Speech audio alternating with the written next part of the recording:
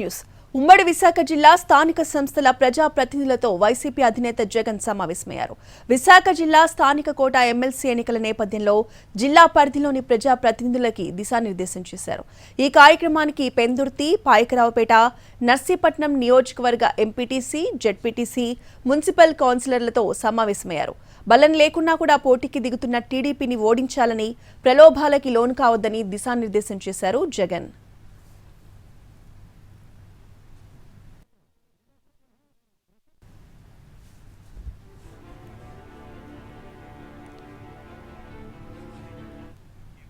Majority లేనప్పుడు MLC ఎన్నికల్లో పోటీ పెట్టకూడదన్నారు జగన్. నేతలను కొనుగోలు చేసేందుకు ముఖ్యమంత్రి ప్రయత్నిస్తున్నారని ఆరోపించారు. వైసీపీ ప్రభుత్వంలో నేరుగా ఇంటికే వచ్చి పథకాలు అందిస్తే ఇప్పుడు పథకాల కోసం టీడీపీ నేతల ఇళ్ల చుట్టూ తిరగాల్సి వస్తోందని అన్నారు ఆయన. మెజారిటీ లేనప్పుడు ఏ ఒక్కరు కూడా పోటీ పెట్టడానికి అసలు ముందుకే రాకూడదు. ఎందుకంటే మెజారిటీ లేనప్పుడు కూడా పోటీ పెట్టే కార్యక్రమం జరుగుతూ ఉంది అంటే దాని అర్థం ఏమిటి? అటువైపున వాళ్ళను కొనుగోలు చేసే కార్యక్రమంలో ముఖ్యమంత్రిగా ఉన్న వ్యక్తులు గ్రీన్ సిగ్నల్ ఇస్తూ ఉన్నట్టు. నిజంగా ముఖ్యమంత్రిగా ఉన్న వ్యక్తి డెమోక్రసీని కాపాడాలి. నిజంగా ముఖ్యమంత్రిగా ఉన్న వ్యక్తి ఎక్కడైనా కూడా ధర్మం, న్యాయం అనే పదాలకు అర్థం తెలిసి ఉండాలి. ముఖ్యమంత్రిగా ఉన్న వ్యక్తి అడుగులు వేసేటప్పుడు సమాజం మనల్ని చూస్తూ ఉంది, మనం ఏం చేస్తూ ఉన్నాము, మనం చేసేది న్యాయము ధర్మంగా ఉందా లేదా అన్నది ఆలోచన చేసి అడుగులు వేయాలి.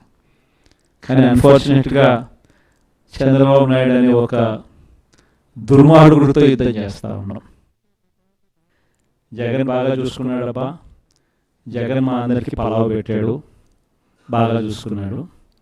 కానీ చంద్రబాబు నాయుడు బిర్యానీ పెడతానన్నాడు కాబట్టి కాస్తో కూస్తో మోసపోయాము. ఇప్పుడు ఆయన పాలన వచ్చింది, బిర్యానీ పోయింది, పలావు పోయింది, పసుపు పండుకునే పరిస్థితిలోకి వచ్చినాము అని చెప్పి మాట ఇవాళ ప్రతి ఇంట్లో కూడా వినిపిస్తూ ఉంది. కాబట్టి ఖచ్చితంగా చంద్రబాబు నాయుడు చేసే మోసాలు, అబద్ధాలను చాలా వేగంగా ఆయన చుట్టుకుంటాయి. ఈరోజు నిజంగా స్కూళ్ళు దారుణంగా చెడిపోయే పరిస్థితులకు వచ్చినాయి, హాస్పిటళ్ళు దారుణంగా చెడిపోయే పరిస్థితులకు వచ్చినాయి.